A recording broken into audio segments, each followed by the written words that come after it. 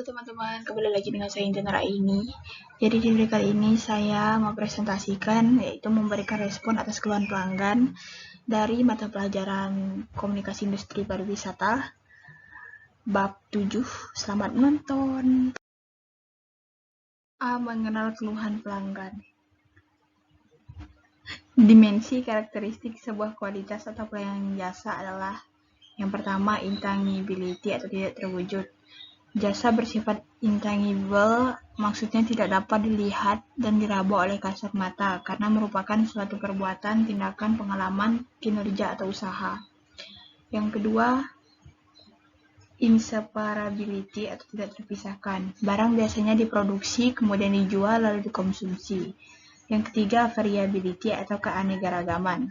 Jasa bersifat sangat beragam karena merupakan non-standardized output, artinya banyak variasi bentuk, kualitas, dan jenis.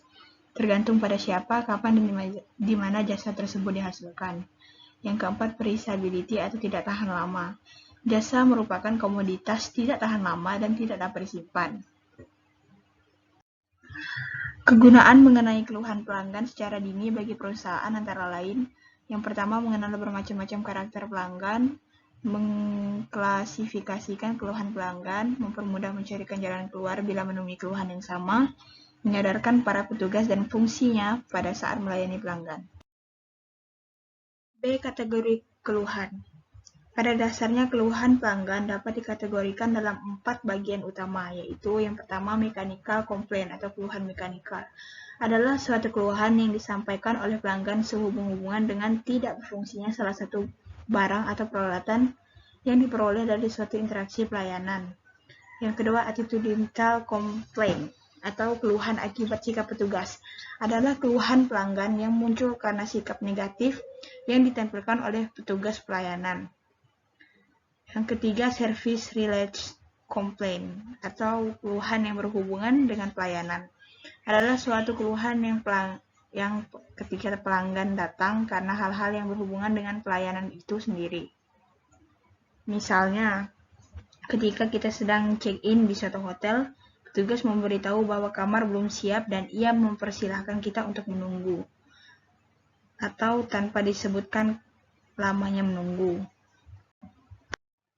Yang keempat, unusual complaint atau keluhan yang aneh.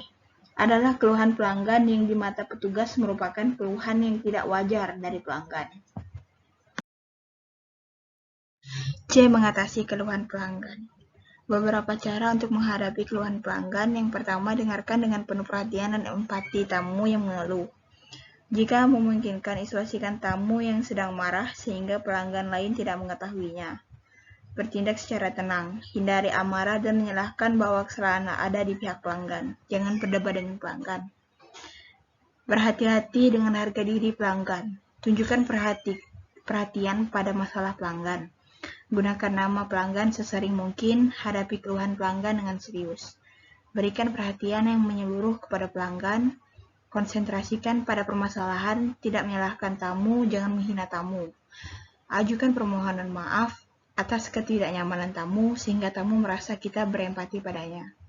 Buat catatan, tulis fakta tentang keluhan tamu.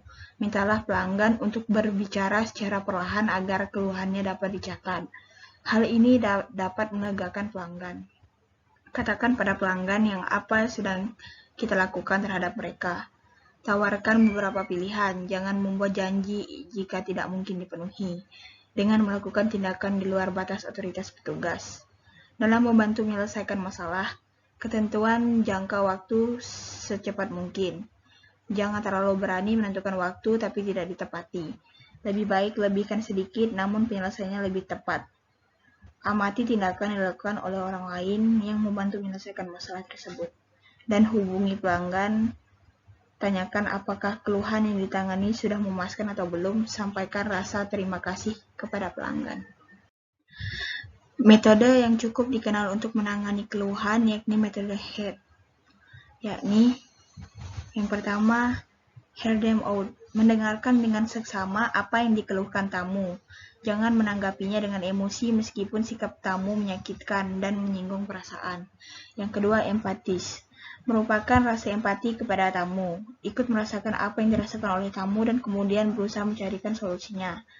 Yang ketiga, apologis atau meminta maaf kepada tamu. Dalam menangani keluhan tamu, tidak ada yang harus disalahkan. Pada prinsipnya, staf meminta maaf karena telah membuat tamu merasa tidak nyaman.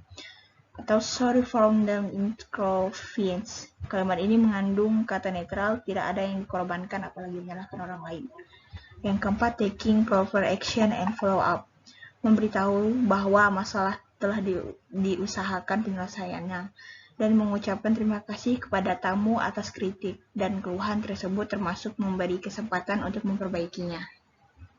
Sekian presentasi dari saya. Jika ada kesalahan saya mau minta maaf. Terima kasih.